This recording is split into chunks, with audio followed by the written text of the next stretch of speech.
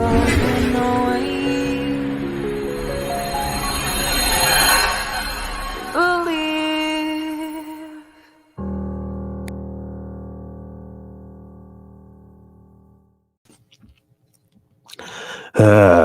Good morning.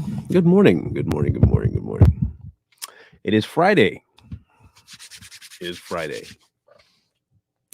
And we have arrived at the pinnacle of the week's um, coverage. We are going to be talking about the Jezebel Spirit. Um, so, to kick things off, I found it only appropriate that we would um, see the Jezebel Spirit in its uh, in reality. I'm going to put it like that. Last night we had a show on Too Strong, and uh, it never fails. Remember, I keep saying this. It never fails that the things you want to talk about usually gets manifested in real life and without you even trying. And the perfect example of Jezebel showed up last night in the chat. And I made a decision last night to bring it forward into the discourse this morning because I think it's important for women in general to understand the uh, the gravity and the reach of this Jezebel spirit. It's not just a pastor thing and a preacher thing. It's a major problem, and it is handed off in this strong, independent spirit thing going on. So, I'm going to recap a couple of things by this individual, and for those of you who are going to call this harassment and bullying, tough. If you present me with an object lesson, I'm going to use you as an object lesson. So we are going to be shown an object lesson. Okay. This was on the page of the person that came into the chat room last night. Um, and this was on their Facebook page. It struck me as odd because nothing of what they said in the chat would have given me any indication that this would be on their page at all. For those of you who are on um, my YouTube, if you can, for as many of you have in there, whether it's an up or a down thumbs, please smash that. That'd be great. Get this algorithm moving. So this was one of the things on her page. The other that I found kind of odd was uh, this one here. Um, because, like I said, this will come in handy later. Bullying isn't okay at any age. Can I get 3 people to share? So she's all about God and against bullying. And so we both found it kind of odd that that same person that put those 2 things on their page would also be the same person that would put this in the chat.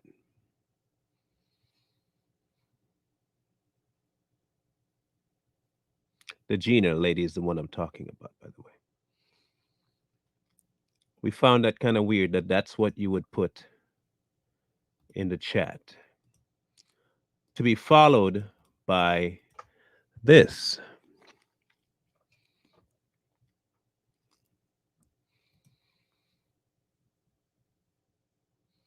Now,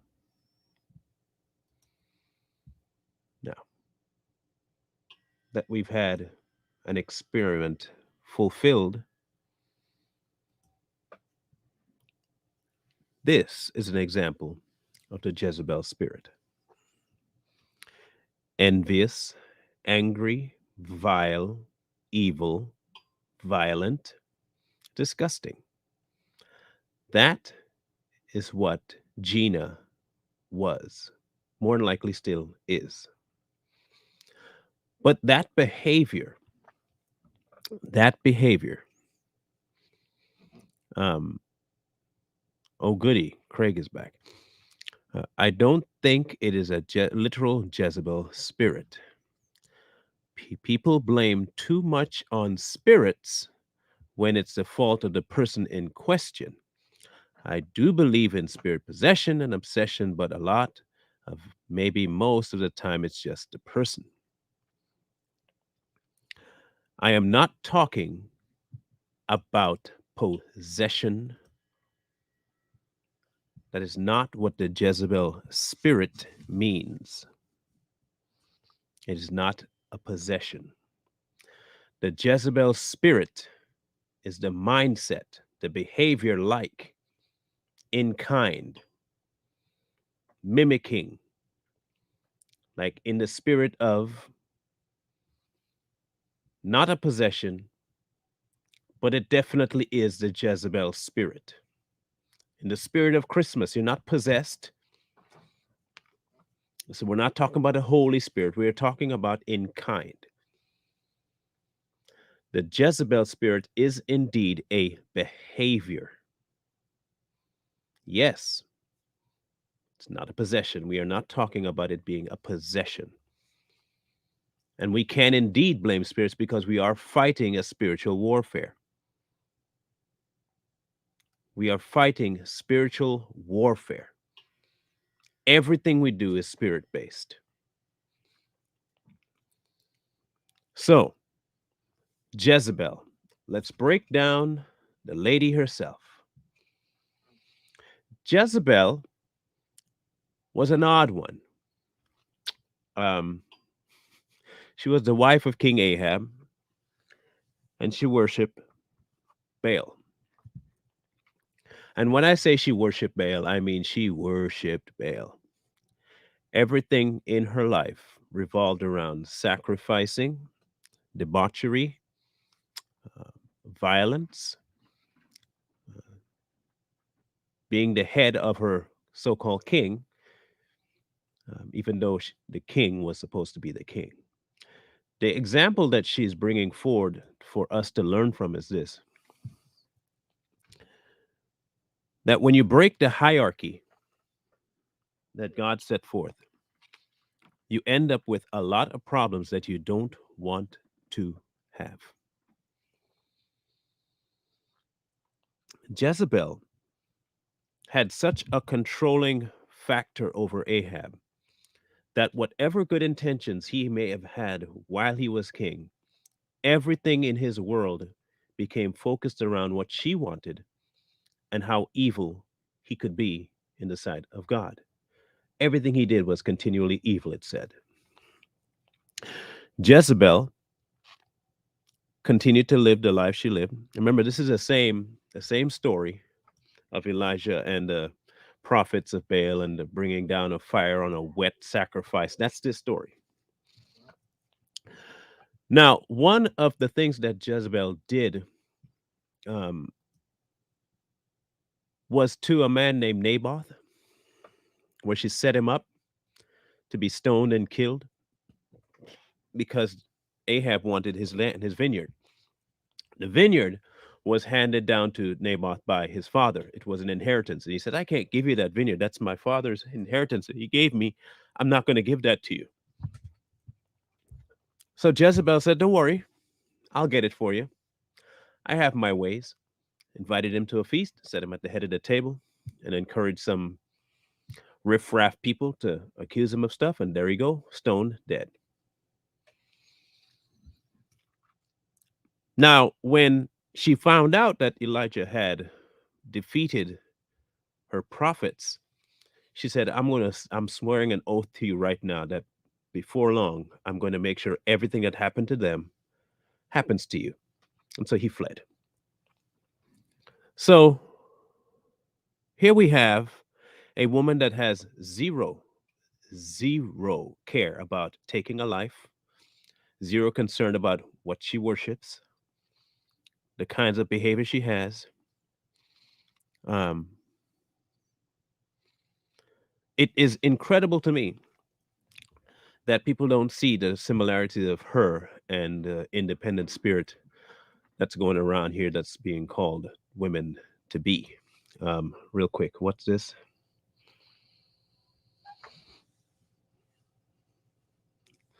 About the show before this one about artificial children being born in artificial womb. Can that be one of the ways to get those? I don't know. I don't know. That particular type of concern does not fly across my wheelhouse, um, simply because if that's how it's going to get done, that's how it's going to get done. It'll be easy to know because you're going to be involved with the spirit, and he'll let you know.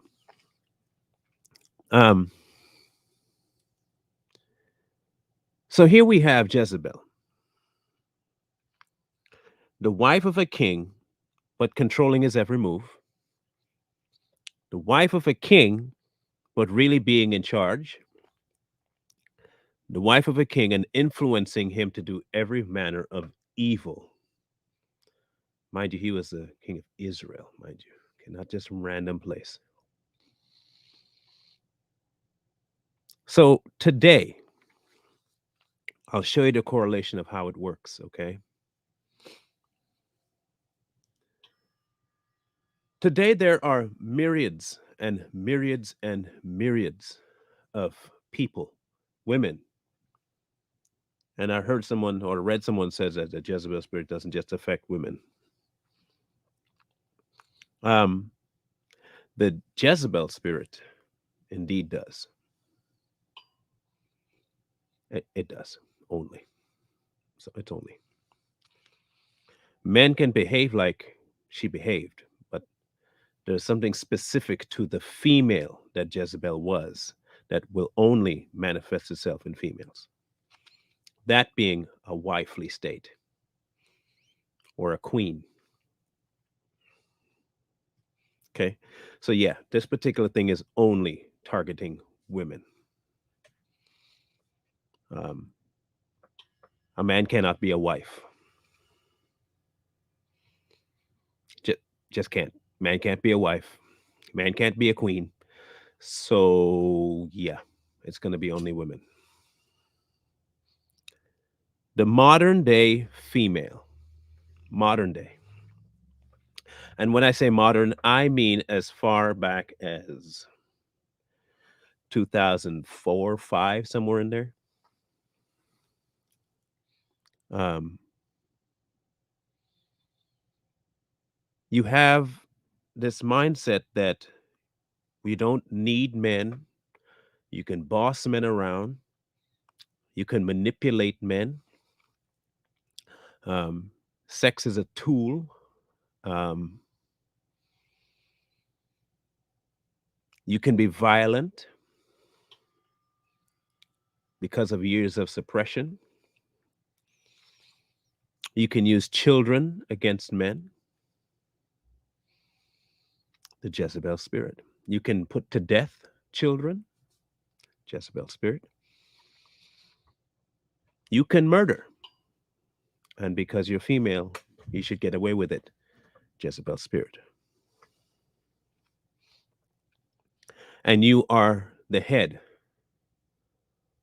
of the home, Jezebel spirit. What happened to Ahab was eventually got killed. What happened to Jezebel was prophesied and came to pass. So, this particular story today, this particular show, is about an encouragement for you to avoid certain things that she did. So, let's do some characteristic studies on what she did and how she was versus how today modern women behave. even some so called godly women. Now, when she led Naboth to his death, like I said, she told her hubby that, don't worry, I got you. And in 1 Kings 21, um, verse 4, because Naboth had just told him, I can't give it to you. It was my father that gave this to me. Ahab went into his house sullen and displeased because of the word of Naboth. And he said, I will not, because he said, I will not give you my father's inheritance. And he lay down in his bed and turned away his face and would eat no food. But Jezebel, his wife, came to him and said, why is your spirit so sullen that you will eat no food?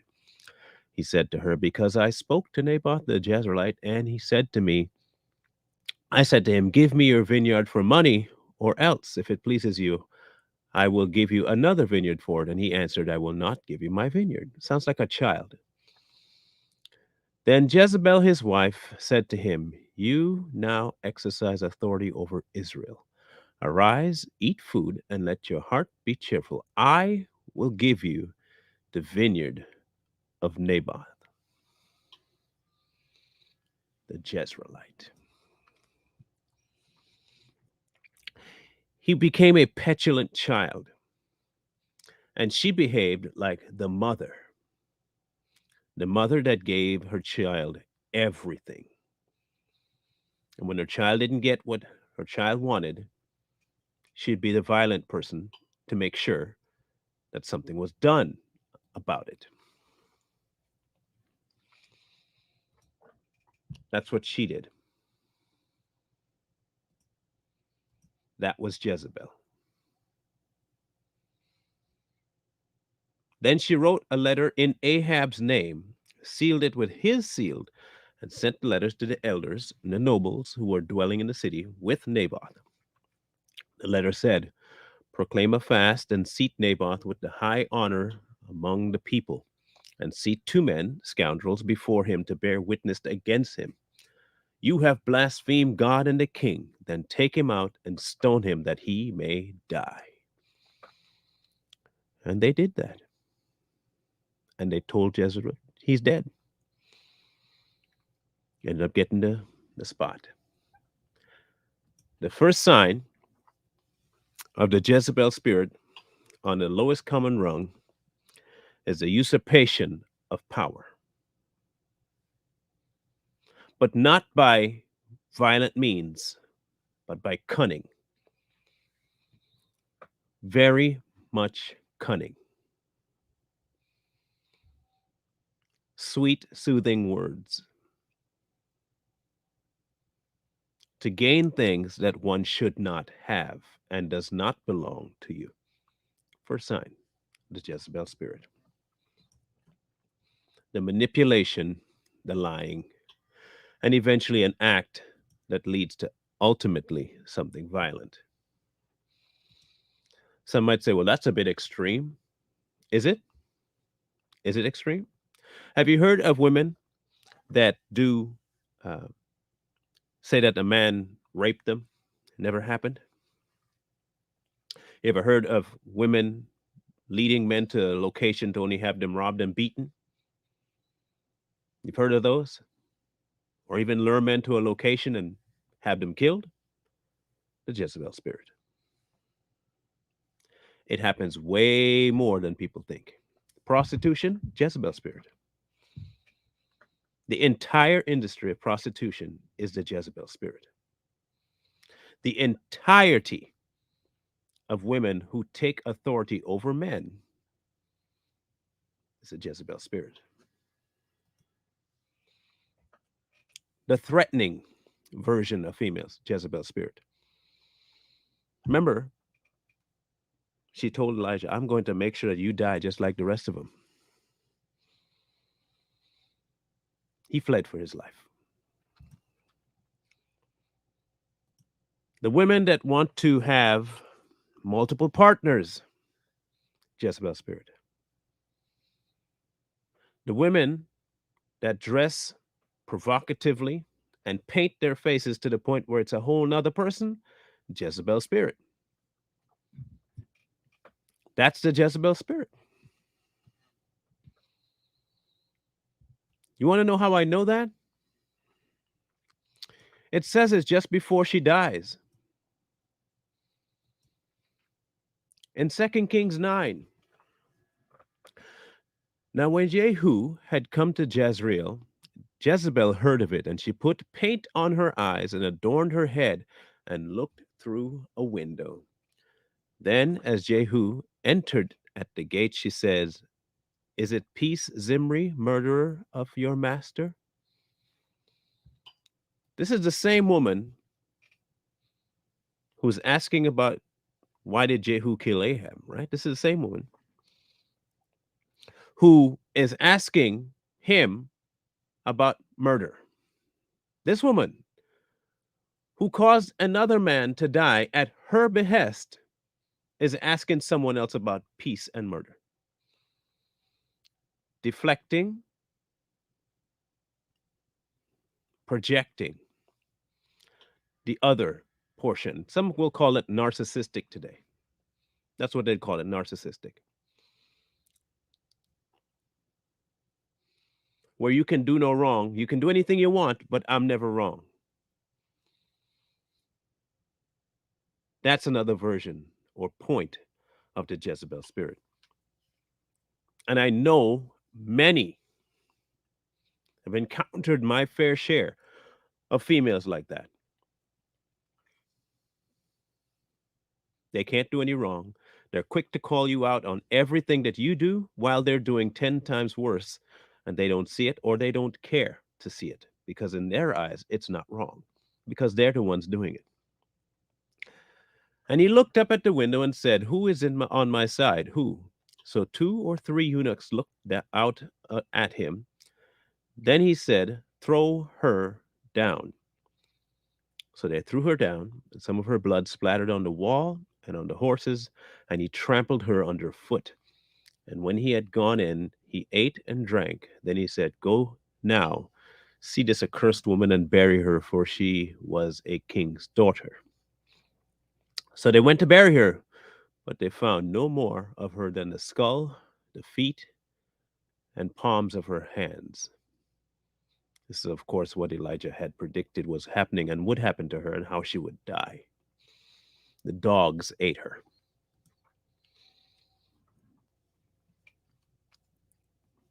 Now, today, women have been under constant assault to be more than God made them to be. This is where I'm going to run into problems with some people. This is where I'm going to get some flack from some people, but it's not anything new that you haven't heard me say before. But I'm going to say it.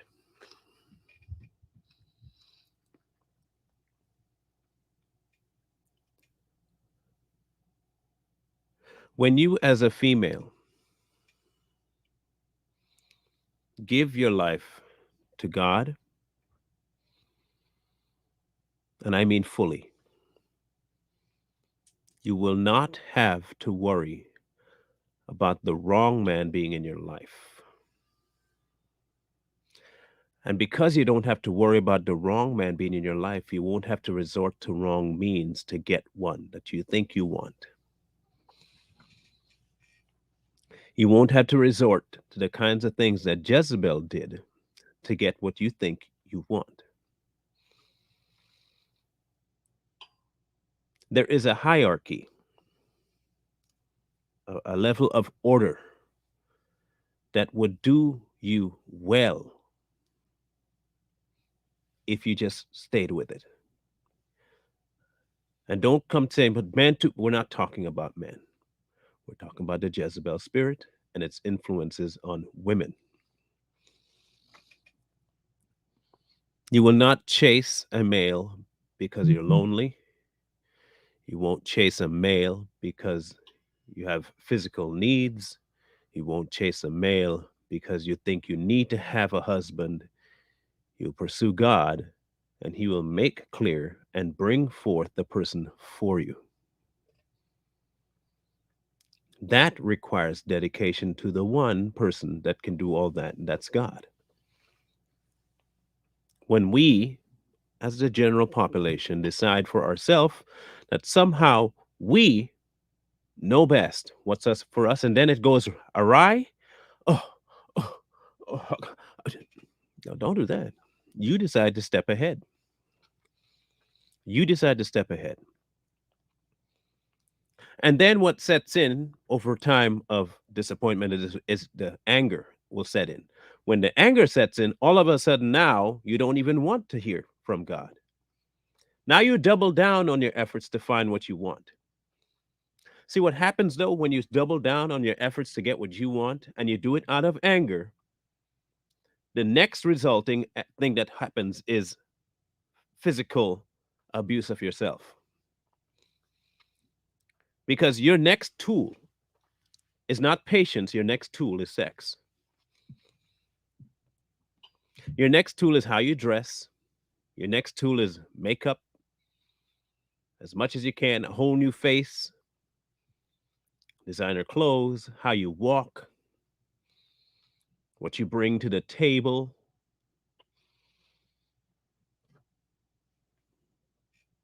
Sound familiar?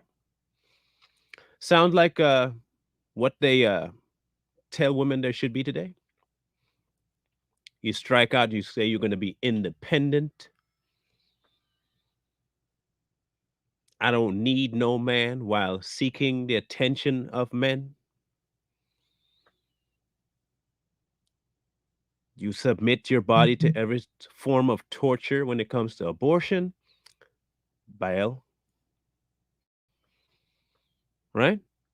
Don't forget that she worshiped Baal. And don't forget who Baal was. Okay. If you don't see the pervasive nature of the Jezebel spirit today, I don't know how to help you out with that one because it's everywhere. Let's run it down. They always asking for a king. Where's my king? Jezebel addressed him in the same way, my king. Where's my king at? I'm a queen. I'm a queen. Where's my king?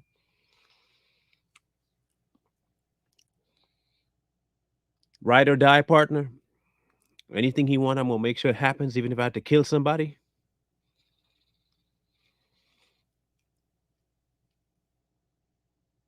Constant worship of self and their God.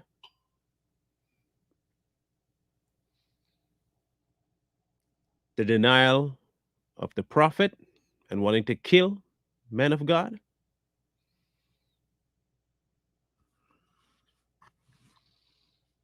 Lascivious behavior. Constant sexual drive to do whatever and whatever to gain more. Debauchery, otherwise known as a club today.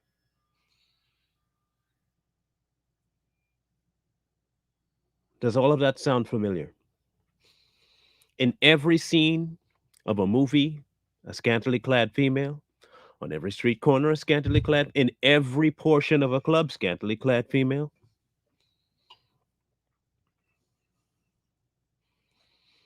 This is the Jezebel spirit.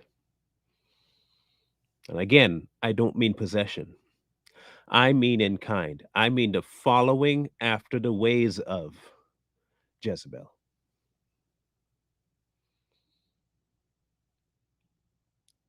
The reason why marriage is under such an assault outside of men doing what Ahab did and give up their headship is women usurping headship. Do not forget that the Jezebel spirit influenced Ahab. For whatever good he had, it was completely erased through Jezebel to the point where he was unrecognizable as anything good. You want to see the demise of men? You ever wonder, okay, let me ask you a serious question. And I'm going to target a certain demographic here. Why are there more men in prison than there are females for the reasons of defending something the woman wanted defended? Not needed, wanted.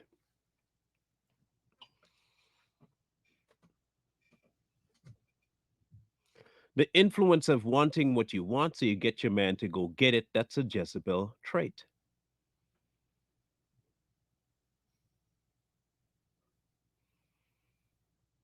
Or how about this one? Women are goddesses and gods. That's what Jezebel thought she was. And she managed to get Ahab to look at her that way too.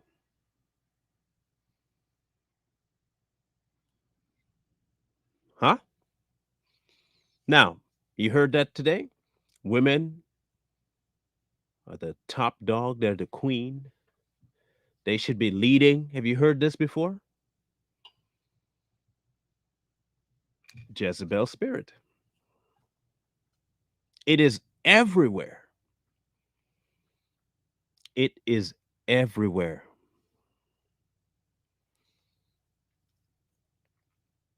You're my queen. This is my queen. I do anything I can for my queen. Jezebel got whatever she wanted to from her king, but she was actually the one in charge. Yeah, exactly. Diva. You're branding yourself a whole nother god. This insanity at some point has to quit. Okay. And it takes godly women to do it. It takes godly women and God fearing women to stop this. The next generation depends on it. If you have children, women out there, if you have children, especially female children, please, please, please, please don't allow this kind of crap to come into their minds. Please. If people out there require men to raise boys to be respectful men, we should expect women to help raise the next generation of women to be respectful women. You don't want to have men learn how to rape women and you want to teach them not to rape women? Then how about you teach the next generation of women to not be whores,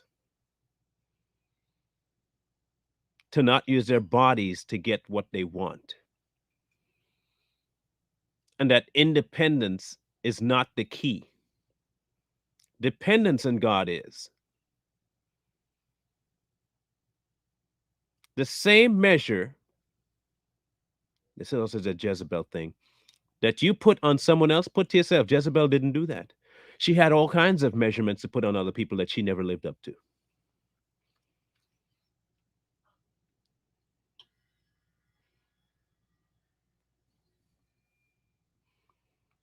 If you want men to teach young men how to be men, women teach little girls how to be real women.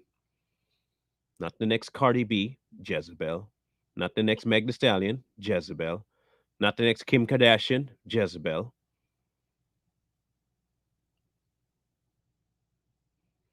All of them. Not the next Whoopi Goldberg, Jezebel. Not the people on The View, Jezebels. And I mean this in all sincerity, any female, anyone of you that's pro-choice possess the Jezebel spirit. Every last one of you women that have the desire to be pro-choice, you have the Jezebel spirit on you. Your mother is Jezebel. Any man that's pro-choice, you are Ahab.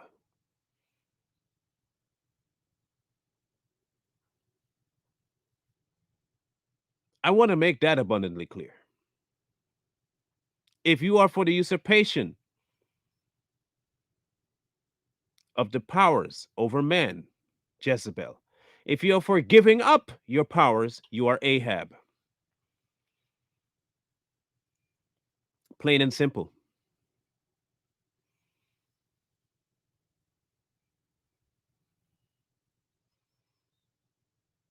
It is not just about the preaching of words and from being in the pulpit. That's not.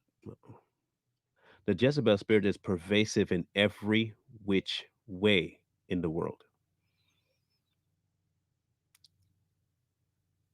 from the promiscuous to the violent to the usurpation, all of it, Jezebel spirit. Independent woman, Jezebel spirit. Don't need no independent spirit. Kill the bit, independent spirit. That's Jezebel.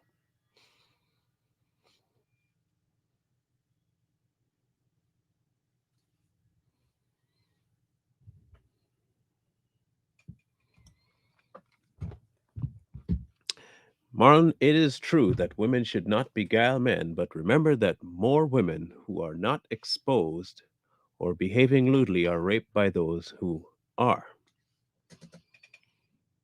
or than those who are.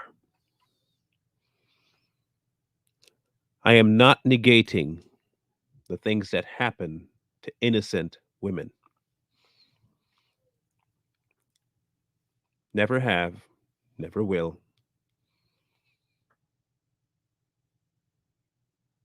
never have, never will. But we are not doing comparative studies as to who gets raped more.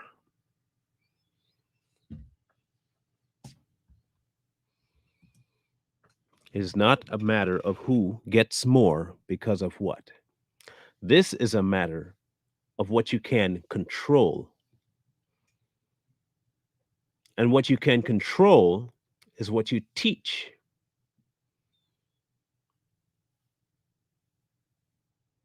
Which is why people like Corey and myself harp a lot more on men to do the thing they need to do, which is lead your home and to follow God. But just like with Adam, the woman can indeed be one of the most distracting tools ever used by the enemy. Ever. A woman has the power to deceive not just the man, but the children.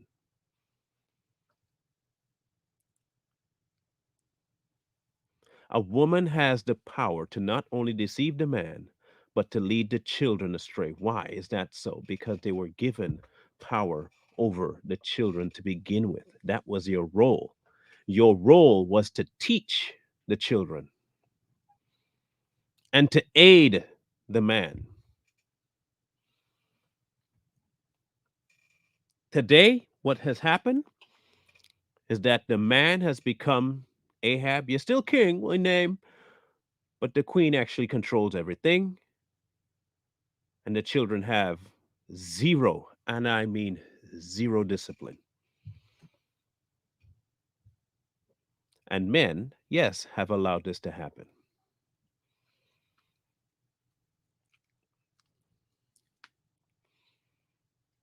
The Jezebel spirit is more than just a angry female or a lewd female. This is a female that wants all the power in the relationship, wants all the power in the building, wants all the power.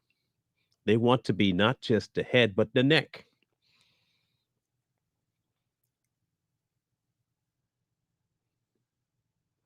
You want a one that hits a little bit more home? If you are a wife, this is one that might upset some people. If you are currently a wife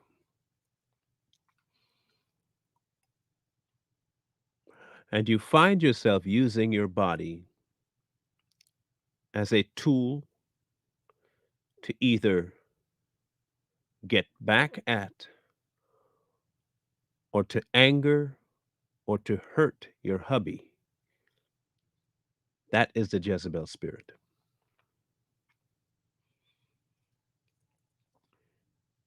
If you use anger, the threat of leaving, the threat of taking children, that is the Jezebel spirit. But you still consider yourself a good wife, you may have more problems than you know. If you gossip about your hubby to your girls, the Jezebel spirit. If you plot ways to make his life miserable, the Jezebel spirit. If nothing he does appeases, Jezebel spirit.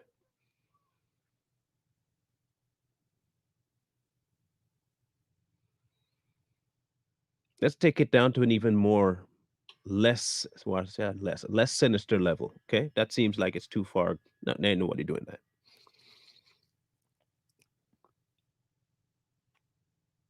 If your husband works 8, 12, 14 hours a day, and he comes home, and the only thing you could ask him is what took him so long or what more he could do, and you get upset when he just needs to sit for a bit, the Jezebel spirit.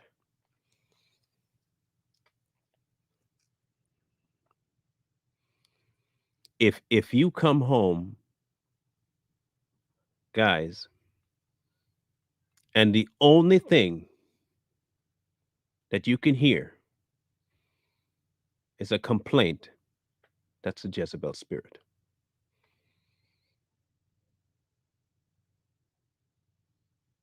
That's too what is that too chauvinistic? Is that misogyny to some of you? Is it misogyny?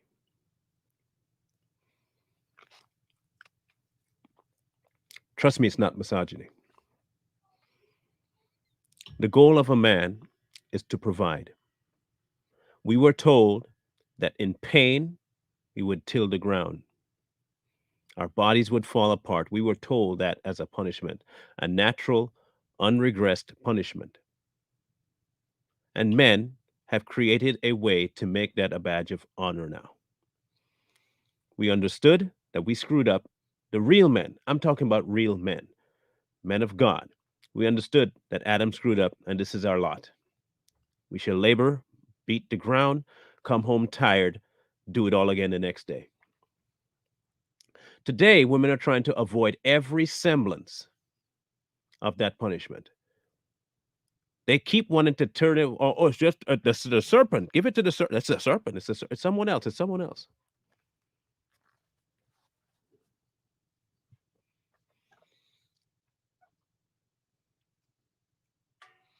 Your job, your calling, you were built, you were created to be a help meet, not lead.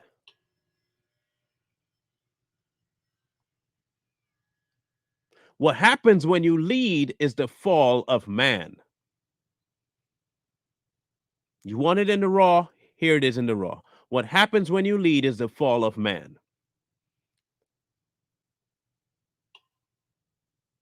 And what happens when men don't lead is the fall of man.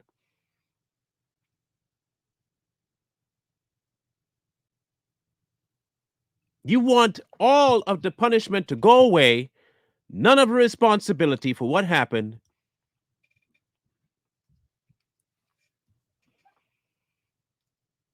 You want a clean slate. You're not going to get a clean slate. That's not how you get a clean slate.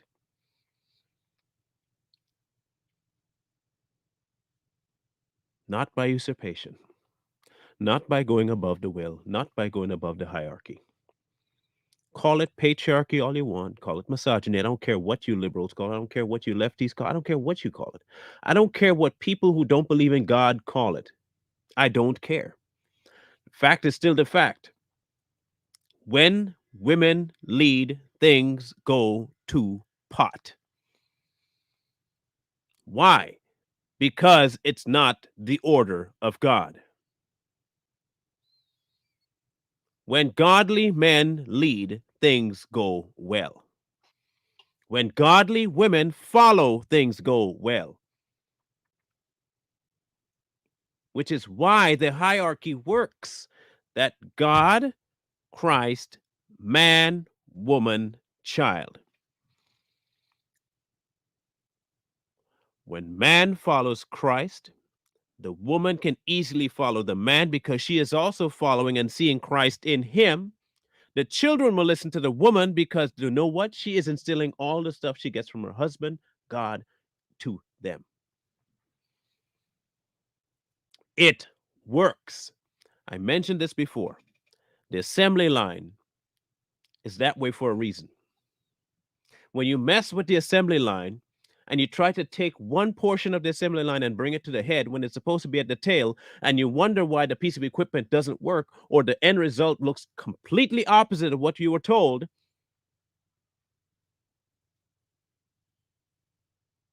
do not blame the procedure. Blame yourself for stepping outside of the procedure.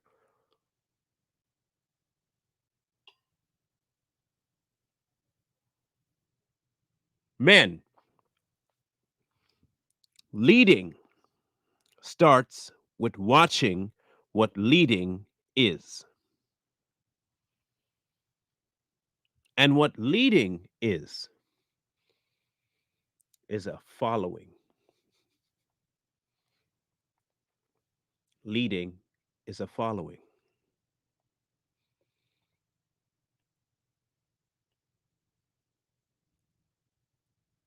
God knows our hairs on our head. He knows our getting up and our rising and all of that. He knows that all.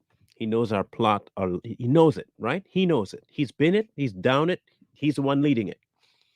Then why do you think that you can somehow forge some new path that will work through a region that you have never, ever been through before? Most people will have some sort of blueprint before they go hiking. They know what region they're going into, they know the temperature, weather, type of wildlife they'll have there. They plot it out before they go in. Most people who don't do that, you know what happens to them? They get lost and they die in the wilderness. They die in the wilderness.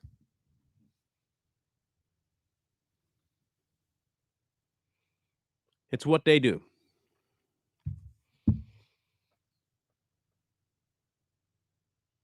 But somehow, men, not women, men, think they can forge through life without the leadership of a map, checking the terrain, going with a guide.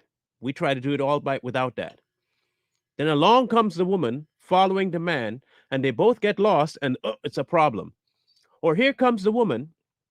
She don't know where she's going either, but she wants to tell the man where to go. Then they both fall into the pit. Meanwhile, there's another guy walking on a clear-cut path. It's groomed, it's open, it's wide, no debris. You even have your guide up ahead to ward off animals that he knows about and have had to ward off before. And all you're doing is just following and enjoying the scenery. You reach your hand back and you get your wife and you're walking along. You can't. Okay. And this is a grave mistake that some women do. You cannot encourage your husband to lead.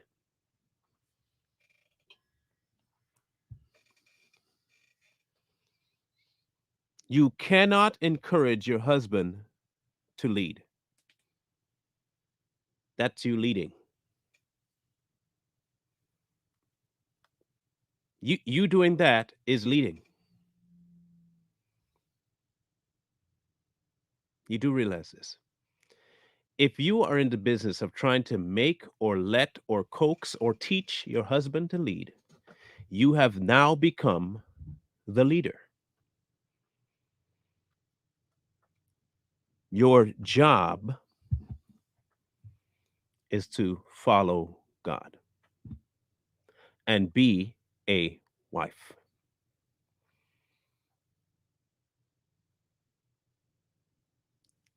Listen, I learned my lesson a long time ago, and I learned it the hard way. The reason for divorce is not so much that you are abused, you're beaten, you were mistreated.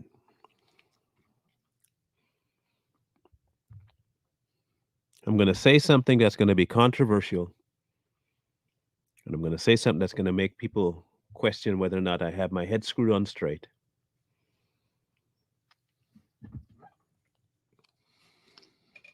But just hear me out for a second.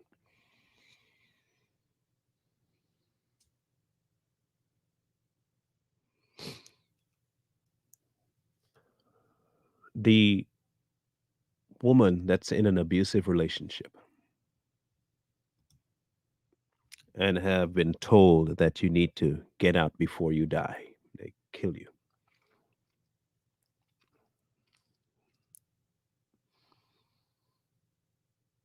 Should you file for divorce?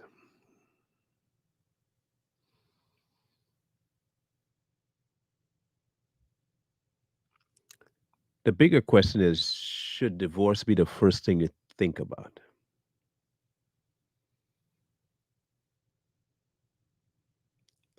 Look, I understand, very touchy subject. Men as well are enduring some of that stuff, by the way. So should a man leave or should a woman leave in that situation?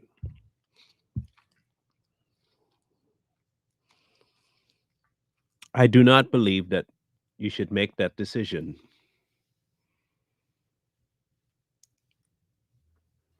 out of fear. I think you should stay and see what God wants. Here's why. If you are following God, if you're following God, 100% following God, and you trust Him, it is not a matter of whether or not He'll save you from the anger and the violence and the beating. It's a matter of whether or not He will change you to view Him more. And if you die,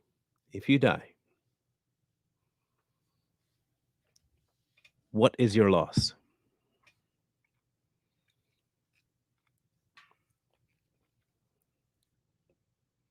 Men, if you die, what is your loss? If your entire life is hinged on following God unequivocally and you die, what's your loss? Tell me what's your loss.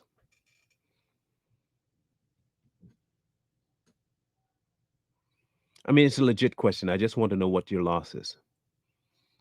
I think we attribute a lot to, oh, I have a lot to live. I could find me a different hobby. I can do all, but you don't lose anything though. To live is Christ and to die is gain. But when life has more value than God does, then it's a fear. You see, the Jezebel spirit is not just about, it doesn't matter if he refuses to lead. That's the beauty of it. It doesn't matter if he refuses to lead. Who are you really following? Okay, even if you're following your husband, you follow the hierarchy. Who are you actually following? If everything is in order, who are you following? If he is following God and you are following him, who are you actually following?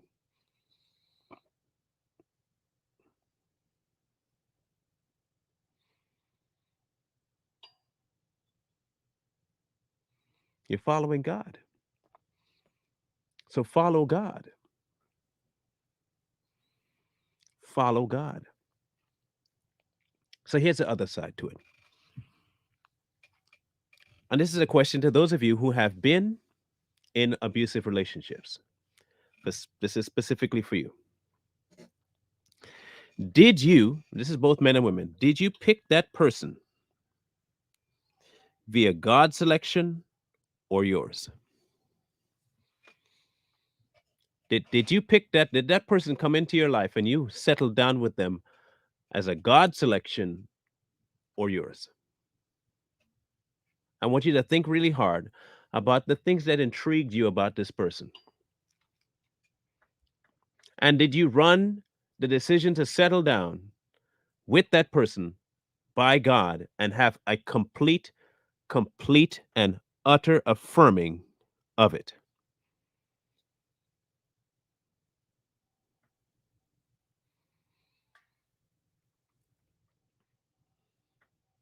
You see, a lot of us enter these things and we say to ourselves, oh man, God didn't bless me. God didn't bless me.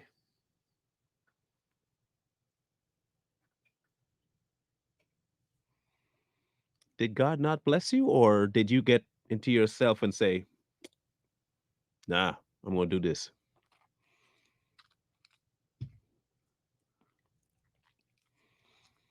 Then there you go. If you were not a believer when you chose, what outcome are you expecting?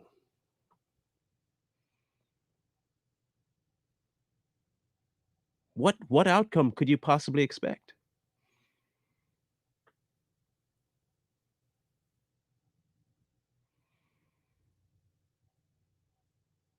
Again, we like to put a lot of emphasis on what we do and not what he does.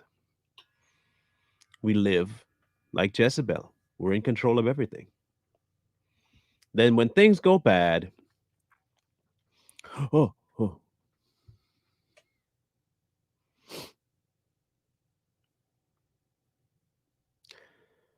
you want to avoid the Jezebel spirit? You want to get by without entangling yourself in it? Do yourself a favor and run head first into God. Women, listen carefully. Just please hear me out. If there is something he is telling you to do today that you have fear about, you're not sure about, but you know for a fact that God's telling you to do something, and you out there know exactly what I'm talking about. You were constantly badgered by him to do something. The more you ignore it, the more openings you leave for that spirit to come in. Because you know what's next going to set in because he's going to keep asking you is anger that he's asking you to do it.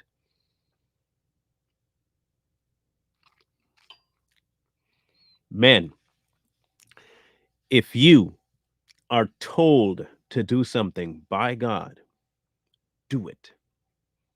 Because when you don't, you are allowing Ahab to come in.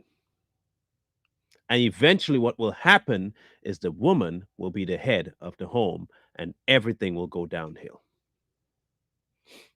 I don't care how nice of a female you are, ladies. I don't care how sweet you are, how wonderful you are. I don't care. The reason it will not work is because that's not your role.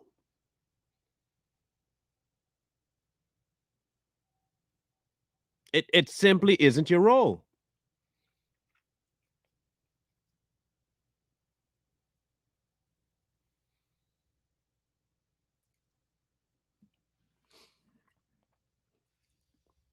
When we find a way to get back to this stuff, I think you see such a switch that happens. As a male, I don't want to be the Ahab in my relationship. And as a woman, you shouldn't want to be Jezebel because the demise of both of them was death. Their kingship and queenship meant nothing in the end. Nothing.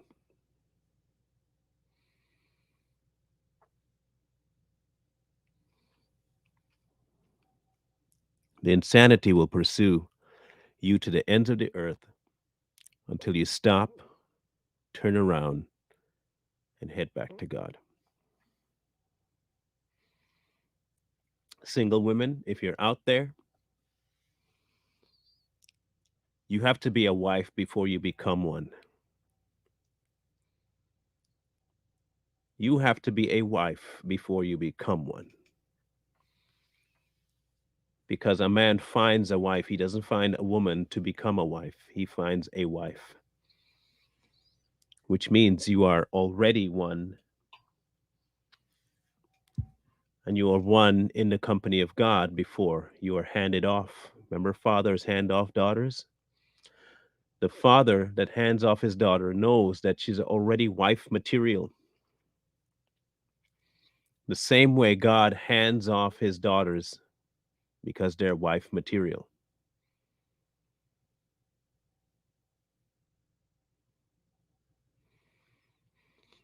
Because you have inundated yourself with God, you've clothed yourself with God, you put on his linens,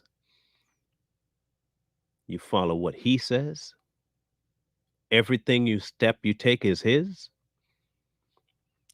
By the time a crazy guy comes around, you already have that discerning. Nah, not you, sonny. Not you. You won't even entertain it. Why? Because it's not even in your wheelhouse. You know. You know. Why will you know? Because God will show you. Of course, if you don't believe in God, then do what you want. Do what you want. Whatever. Do what you want. Doesn't matter, right? There's no God. When you get harmed, it's just another man harming you. Nothing wrong with that. Men prep to be leaders and husbands.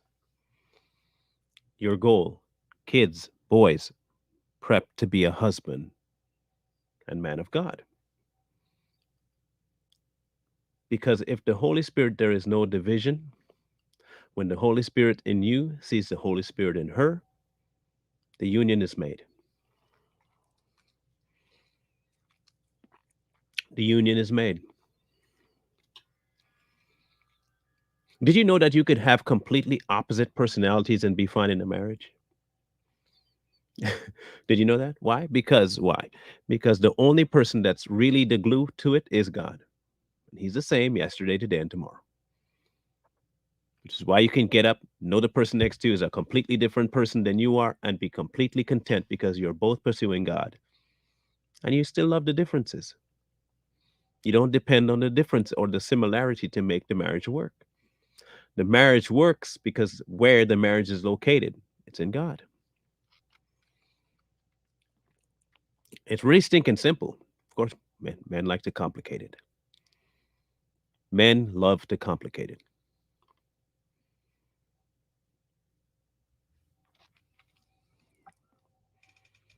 I'll give you an example of my wife and I.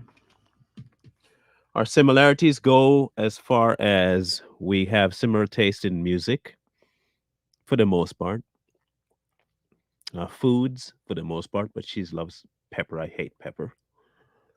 Um, Completely opposite color scheme loving. She's into the bright, happy, turquoisey, orange, those colors. Not me.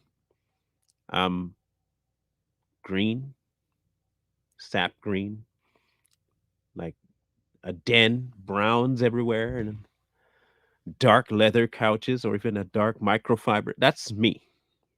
Okay, somber colors. I don't. Okay. Um, she was more outgoing than I ever was in my life. I was always the reserved one. Um, a lot of it is opposite. So why does it work? Why does it work?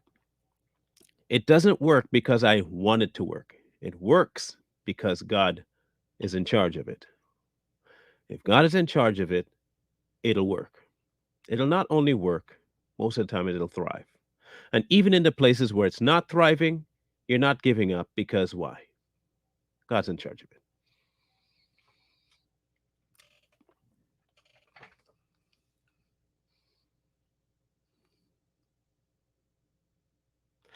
The Jezebel spirit is alive and well, people, and you have to look out for it.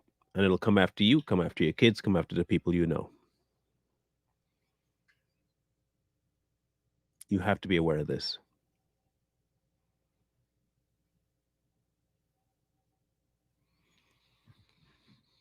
I would agree with that, except for one aspect of things. I am the empath in the relationship. I I am the one that's overly emotional in the relationship. As far as prototypical male and female of who can do something without emotional attachment, it'd be her. Me, everything's emotional. Everything is linked to my emotional state. I'm the first one to cry about something. She's not. I'm the first one to get emotionally tied up in something. She's not. So while on the other things I'm more masculine on that phase, if you want to call it that, I'm more soft. But my daughter is the same way, and my smallest one's the same way. The other boys came completely after her. They are zero empath in them. Like zero. But my boy, my youngest boy, he is me. He's me. My daughter is me. So how do you make that level of chaos work in a marriage? You can't. That's a God thing.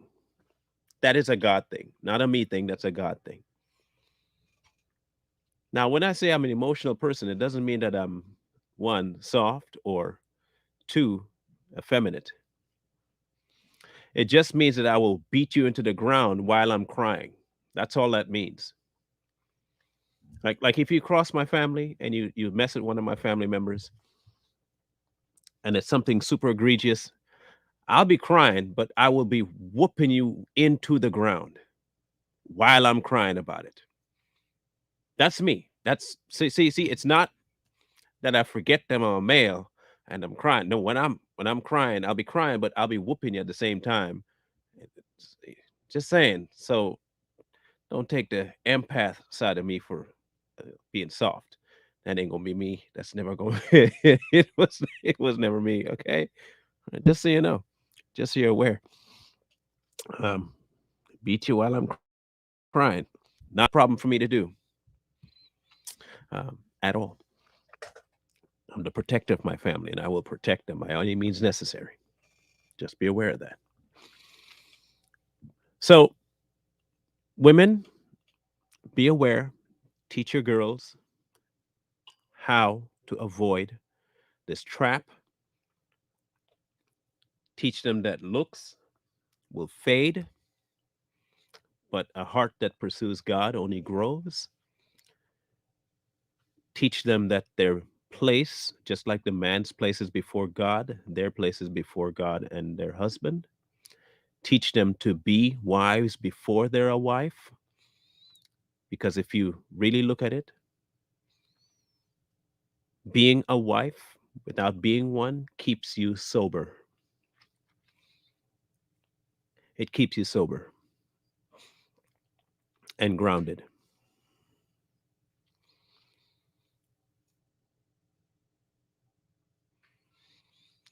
I can only speak to mine. Um, my father was like that too. Um, he was the he was the one that if okay, so if mom had to beat us, spankings, I mean, she did it matter of factly. When dad had to do it, he did it with like, oh, I don't want to do this. I really don't want to do this because it'll hurt me as well as hurt. So I got it from him. I don't know if some are just born with it. I don't deal with the psychology of it.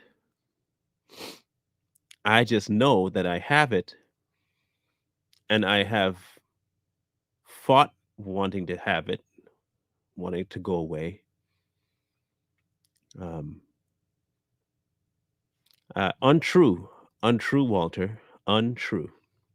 Last I checked, he whipped people that were messing with the temple. like actual whips, like he beat them. I'm not sure you on. Yes, you can indeed do that. It's my job. It is indeed my job. It's not a contradiction at all. So just want you to understand that. Thank you, Lisa. I'm not going out of my way just to find somebody I don't know to beat them into the ground. But if you mess with my children, my wife, there will be consequences. Massive amounts of consequences. That's all. That's all I'm saying. It behooves the person hearing this to not do anything. Okay? So, just a thought. Monday. Okay, I have a partial lineup. I never gave any other circumstances, Walter. So this is what we're going to talk about on Monday is Christianity and psychology, more so along the lines of are psychologists good for the Christian? Just like we talked about religion and science, or can they coexist? Can the same kind of concept. And then on Tuesday, we're going to talk about predestination. Um, predestination on Tuesday. Yes, and the circumstance with Jesus was harming his father's temple, family. Get it? Same thing. Anyway, and then the third one, who created God? I was asked to touch on that one, so we'll touch on the creation of God. I have not selected Thursday and Friday yet, but that is my Monday, Tuesday, and Wednesday. Okay. Okay. So that's what it's going to be. Christianity and psychology. What is predestination, and who created God? Okay. I know you guys know who created God. I get it, but it's a question, so we're going to tackle it. Okay. All right. That's all I'm saying. Um, and by the way, Walter, if that's not how you handle it, then you don't handle it that way. That's fine. That's okay. It's we don't all handle our households the same way. We don't, and that's completely fine. Um, but if someone were to come crashing through your house with intentions to kill you and your family, I would hope that that side of you kicks in and puts that person out of their misery. I would hope that if someone came to your house, kicked your door open, armed to the tooth, and threatened to kill you and your family, that you would, I don't know, do something. Just do something. That's all I'm saying. So it's part of our commission as men and heads of houses.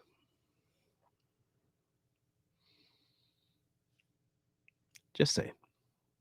To each his own, though. To each his own. Not dogging anybody for how they handle that specific situation. I'm just telling you how I would handle it. Jezebel ain't gonna come in my home, nor is Ahab.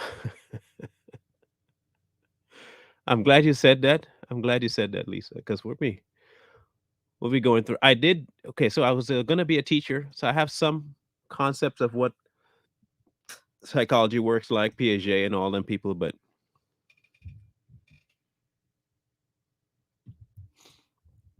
it's still in there though, Walter. Walter, it's still in there. It's in you because it's built. That's what you were built to do, Walter. It's okay. It's okay that you are built a man to defend what God put you in charge of. It's okay. It's completely okay. It's okay. You were built to defend. You were built to defend, and it's in there. It'll only take one thing for it to pop off, but it's in there. It's in there. And you know it's in there because he said it's terrible, but it's in there. And it's in there for a specific purpose, and that purpose is to defend what God put you in charge of. That's all. You'll see it come out when men have to defend their daughter against little boys or men. It's in there. That righteous anger is in there. And it's completely warranted and okay. Just so you know. It's not evil. God put you in charge of something. And he expects you to love it and be willing to die for it. He is hoping that you are willing to die for it because you love it. Like he loves the church the same way. You love your wife like Christ loved the church, and he laid his life down for it to protect it. Remember that. Just remember that.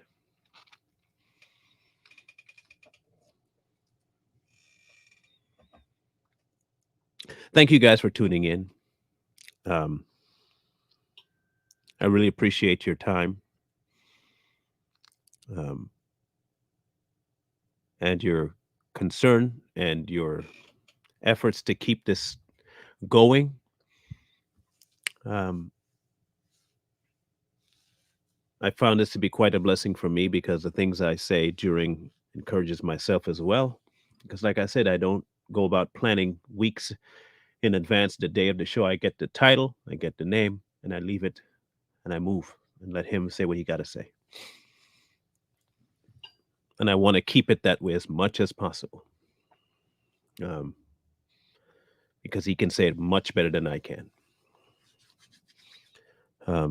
If any of you out there are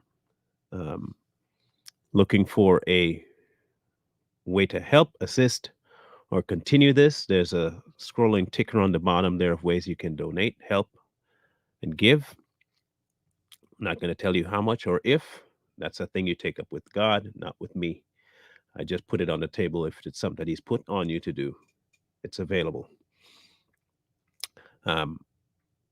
It's Friday. Enjoy yourself. I think next week school's out for most kids, Christmas and all that. But we'll talk again tonight on Too Strong. And we have a show on Sunday as well, I think.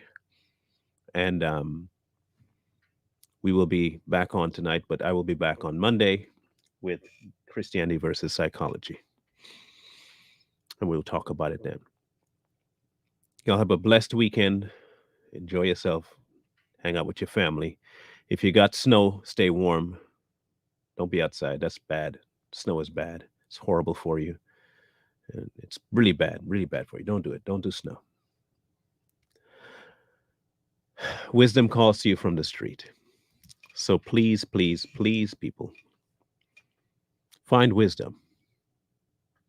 Peace. Hold tight the dreams, for if dreams die.